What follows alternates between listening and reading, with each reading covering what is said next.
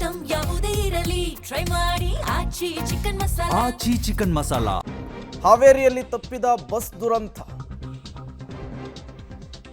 ಬೆಂಕಿಯ ಕೆನ್ನಾಲಿಗೆಗೆ ಹೊತ್ತಿ ಉರಿದಿದೆ ಕೆಎಸ್ಆರ್ಟಿಸಿ ಪಲ್ಲಕ್ಕಿ ಎಸಿ ಬಸ್. ಚಾಲಕನ ಸಮಯ ಪ್ರಜ್ಞೆಯಿಂದ 17 ಜನ ಪ್ರಯಾಣಿಕರು ಗ್ರೇಟ್ ಎಸ್ಕೇಪ್ ಆಗಿದ್ದಾರೆ ಅನ್ನೋದು ಗೊತ್ತಾಗ್ತಾ ಇದೆ. ರಾಣೆಬೆನ್ನೂರು ತಾಲೂಕಿನ ದೇವರಗುಡ್ಡದ ಬಳಿ ರಾಜ್ಯ ಹೆದ್ದಾರಿಯಲ್ಲಿ ಘಟನೆ ನಡೆದಿದೆ. ಬೆಂಗಳೂರಿನಿಂದ ಗದಗಕ್ಕೆ ಹೊರಟಿದ್ದಂತಹ ಕೆಎಸ್ಆರ್ಟಿಸಿ ಬಸ್ ಇದು. ಹಾವೇರಿಯಲ್ಲಿ ಬಸ್ ದುರಂತವೊಂದು ತಪ್ಪಿದಂತಾಗಿದೆ. ಸ್ವಲ್ಪ ಯಾಮಾರಿದ್ರು, ಎಡವಟ್ಟಾಗಿದ್ರು, ಚಾಲಕ ನಿರ್ಲಕ್ಷ್ಯವನ್ನು ವಹಿಸಿದ್ರು ಕೂಡ 17 ಜನ ಪ್ರಯಾಣಿಕರು ಏನಾಗ್ತಾ ಇದ್ರು ಅನ್ನುವಂತಹ ಭಯ ಈ ದೃಶ್ಯದಿಂದ ಕಾಣ್ತಾ ಇದೆ. ನೀವು ಕೂಡ ದೃಶ್ಯವನ್ನು ಗಮನಿಸ್ತಾ ಇದ್ದೀರಿ.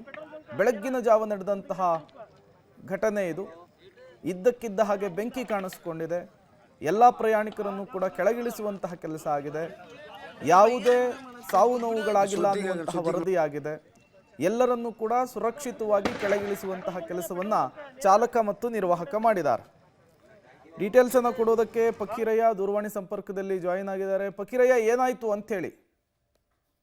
ಪ್ರೇಮ್, ಇದು ಹಾವೇರಿ ಜಿಲ್ಲೆಯ ರಾಣೆಬೆನ್ನೂರು ತಾಲೂಕು ದೇವರಗುಡ್ಡ ಗ್ರಾಮದ ರಾಜ್ಯ ಹೆದ್ದಾರಿಯಲ್ಲಿ ನಡೆದಿರುವಂತಹ ಘಟನೆ. ಇದು ಬೆಂಗಳೂರಿಂದ ಗದಗ್ಗೆ ಸರ್ಕಾರಿ ಬಸ್ ಪಲ್ಲಕ್ಕಿ ಏನು ರಾತ್ರಿ ಜರ್ನಿ ಮಾಡ್ತಾರೆ, ಆ ಬಸ್ ಹೊಂಟಿತ್ತು. ಏಕಾಏಕಿ ಏನು ವೀಲ್ ನಲ್ಲಿ ಬ್ರೇಕ್ ಏನು ಲಾಕ್ ಆಗಿ ಏಕಾಏಕಿ ಬೆಂಕಿ ಹತ್ಕೊಂಡ್ರ ಪರಿಣಾಮವಾಗಿ ಕ್ಷಣಾರ್ಧದಲ್ಲಿ ಬೆಂಕಿ ಏನು ಬಸ್ ನಲ್ಲಿ ಆವರಿಸಿಕೊಂಡಂತದ್ದು. ಚಾಲಕನ ಫಕೀರಪ್ಪನ ಏನು ಸಮಯ ಪ್ರಜ್ಞೆಯಿಂದ 17 ಪ್ರಯಾಣಿಕರ ಅಪಾಯದಿಂದ ಪಾರಾಗಿದ್ದಾರೆ ಅಂತ ಹೇಳ್ಬೋದು. ಬಸ್ ಸಂಪೂರ್ಣವಾಗಿ ದಗದಗನೆ ಹೊತ್ತಿ ಉರಿದು ಸುಟ್ಟು ಕರಕಲಾಗಿರುವಂತಹದ್ದು. ಸ್ಥಳದಲ್ಲಿದ್ದ ಪ್ರಯಾಣಿಕರು ಸೇರಿದಂತೆ ಚಾಲಕ ನಿರ್ವಾಹಕ ಕೂಡ ಬೆಂಕಿ ನಂದಿಸಲು ಕೂಡ ಹರಸಾಹಸನ ಪಟ್ಟಿದ್ದಾರೆ. ಆದ್ರೆ ಎಲ್ಲವೂ ಕೂಡ ಸುಟ್ಟು ಕರಕಲಾಗಿರುವಂತಹದ್ದು. ಚಾಲಕನ ಸಮಯ ಪ್ರಜ್ಞೆಯಿಂದ 17 ಪ್ರಯಾಣಿಕರು ಪ್ರಾಣಾಪಾಯದಿಂದ ಪಾರಾಗಿದ್ದಾರೆ. Prem, okay, thank you Fakirayya ತಮ್ಮೆಲ್ಲ ಮಾಹಿತಿಗಾಗಿ.